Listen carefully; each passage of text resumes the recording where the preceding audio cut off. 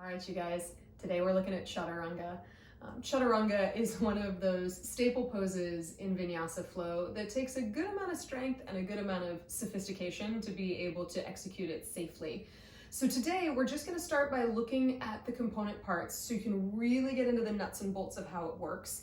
I'm also going to give you some drills in today's tutorial that are going to help you strengthen your upper body. And I'm also going to encourage you to revisit this video as you start to do Chaturangas more and more and your practice starts to become more sophisticated. You may find that revisiting the information is just going to help you refine it even more. Okay, I think that's enough preamble. Let's get practicing.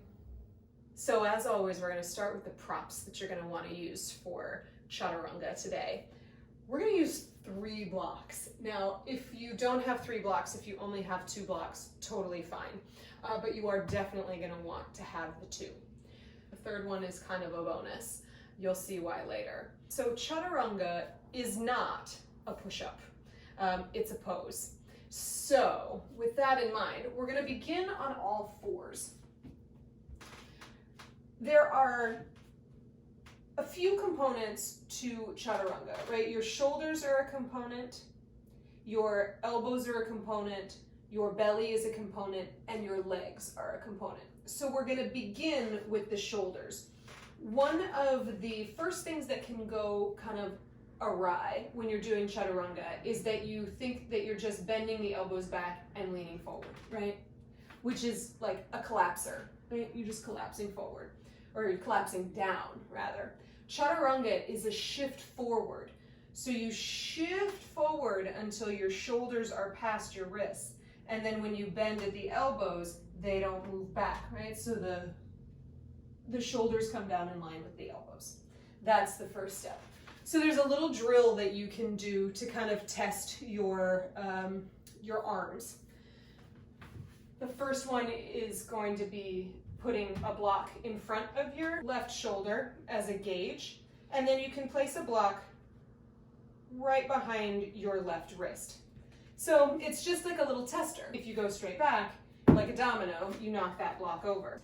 You shift forward, bend at the elbows, and start to send your shoulder towards that block. So that just helps you get the mechanics of not back, but forward, right? Okay. So that's part 1. Then part 2 is the elbows, right? You're obviously bending at the elbows.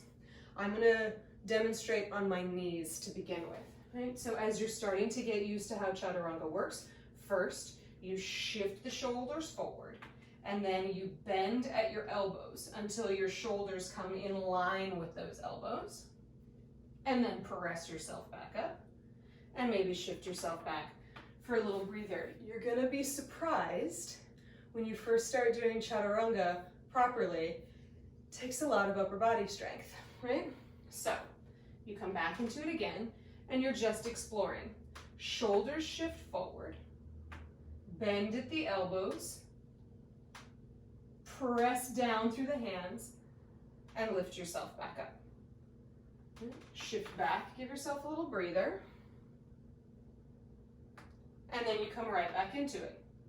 So you start with a stack, shoulders up over elbows, elbows up over wrists, and then you shift yourself forward, bend the elbows,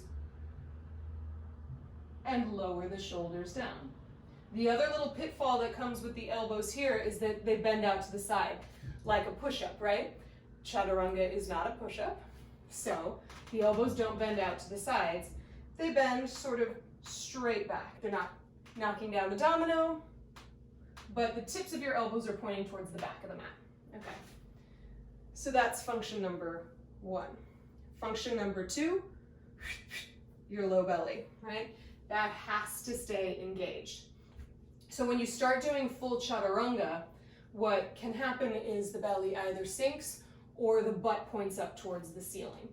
And so if you're doing Chaturanga on your knees, which I highly recommend for the first several times you do it, you press down through the tops of your feet, you shift yourself forward, and then notice if you collapse your belly down, can you lift your low belly towards the ceiling, shift forward, and start to bend the elbows straight back, shoulders come down towards the elbows. They're moving in that direction, They may or may not actually come parallel to the elbows. We do it again.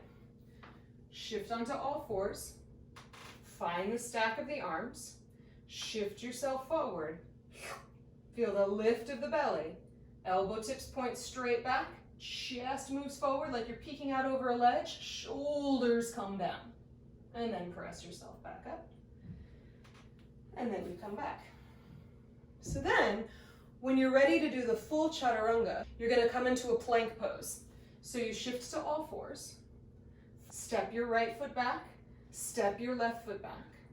Lift through that low belly, and then here's that final component, your legs. Right? You got to press the balls of your feet into the floor and hug the legs in so that as you shift forward, you're totally supported.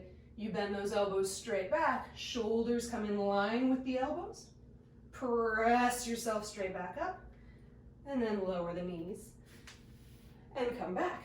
The pitfall here is that when you come to your plank pose, two things tend to happen. One is it's a lot in your upper body. So the butt starts to point up towards the ceiling and you shift forward and you try to make it a little easier for yourself and you're out of alignment. You want your plank pose to have integrity. Right? So as you shift forward, you step it back, that little booty stays in line, you shift forward, bend the elbows, inhale, press, lower the knees, and come out of it. Now the other pitfall that happens in the belly is that it sinks down towards the ground. This happens frequently when you first start to come up off of your knees. You don't have to chastise yourself for it, but you're aware of it. So as you come onto all fours, you step back into your plank pose, and then notice if you sink the belly down to come into that chaturanga. The belly is engaged. Shift forward, bend the elbows, press yourself back up, lower the knees, and come down. The final pitfall that happens in chaturanga, the shoulders slump forward, right? So as you lift into it, a lot of times things kind of, they collapse forward. That's gonna put a lot of tension on your shoulders. You can kind of see the difference here between that and lengthening, right? So Rome wasn't built in a day. We use props to help build strength and get your body familiar with what the aligned shape is. So I set 2 blocks up, and then I set a 3rd block up. That's gonna go right below my belly. So I'm gonna shift myself into that all fours position. My fingertips are right behind the blocks. I shift myself all the way forward, bend those elbow points straight back, and lower down to the blocks. So the blocks are gonna support me. They're taking all my weight, and then you can adjust this middle block so that it's where you need. Now, again, if you don't have that middle block, it's okay. It's gonna be a little more challenging. Right, so your belly is resting on the low block. Your shoulders are broadening across these upper 2 blocks. So you get a sense with support that the front of your chest, your collarbones are widening, and then your shoulder blades are drawing down the back. So it's like you're continuing to propel your chest forward while those shoulder blades go down your back. And then you can pause here for several breaths and just get a sense of it. And then balance is always the key, right? So you come out of it and give yourself a break, especially when you're doing these poses that have a lot to them and they require a lot of strength. We want to avoid burnout. Okay, so the next part of the equation, you've got everything set up. You shift yourself forward, you come down onto your blocks, you're broadening across your collarbones, your shoulder blades are drawing down your back. You're gonna step your feet back so you come into this plank pose in your legs, so you really get a sense of the shape of chaturanga while you're here. And then here comes the drill, right? Your legs are activated, your low belly is activated, you press down through the hands and just try to lift your shoulders off the blocks and then lower them back down. And then press down through the palms and lift your shoulders just like an inch up off the blocks, and then release. And then one more time, press down through the palms, firm those elbows in towards the side of your body, lift.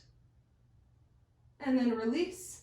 Lower your knees and take a break. So remember when I said you're going to want to revisit this video? This is why. It's a practice. We learn gradually. Okay, next part. Whew, I'm starting to get tired. Shift yourself forward. Bend the elbow tips straight back. Come all the way down onto those blocks. Step your feet back so that you come into that plank pose totally supported by the blocks. So the crown of your head is reaching forward so the neck isn't collapsed, right? The collarbones are broadening. The shoulder blades are drawing down the back. This time you activate through your legs and just try to lift your low belly 1/4 inch off that block. And then set it down. It's going to be very subtle. Lift just 1/4 inch. Feel that engagement. And release. And then one more time for our purposes today. Press down through the hands, press down through the feet, activate through the legs, lift the low belly. And release. Lower the knees. Come down. Give yourself a little breather. Remember, I'll say it before, or I said it before, I'll say it again. Rome wasn't built in a day. Be patient. So the last little part of this drill is to shift yourself forward. Lower yourself onto your support blocks. Tuck your toes, engage through the legs. So you're in this fully supported chaturanga. And then you press down and you're going to lift your belly and lift your shoulders 1 inch. And then release them down. And then press down through the hands and feet, lift 1 inch. And then set it down. Engage through the legs, engage through the belly, and reach the crown head forward, lift. Woo! And then maybe you press yourself up to a plank, lower your knees, come back down. And then when you're ready, you put it all together and you have this beautiful aligned chaturanga. Broad across the collarbones, shoulder blades go down the back. Neck is long, low belly is lifted, legs are engaged, hands and feet press down into the floor. Final thing to remember is that chaturanga is a pose. It's not just a transition. So what tends to happen is when you're doing a lot of vinyasas, we go through chaturanga and we just kind of go like, whoa, right? Cobra, up dog, back to down dog, right? Back to down dog. You want to remember that you want to be able to hold chaturanga a little bit. So with everything that you've done, crown of the head reaches forward, hands press, legs engage, low belly lifts, you shift yourself forward, bend the elbow tips straight back, and then you can pause in chaturanga before you move into the next portion of your practice. So even when you're flowing through a sun salute, there's a micro pause at the bottom of that chaturanga, and that's going to build that strong, open upper body. I think that's enough for today. If you have any questions, of course, throw them down in the comments. I love to hear what you guys have to say. And I will see you for the next one next time. Namaste.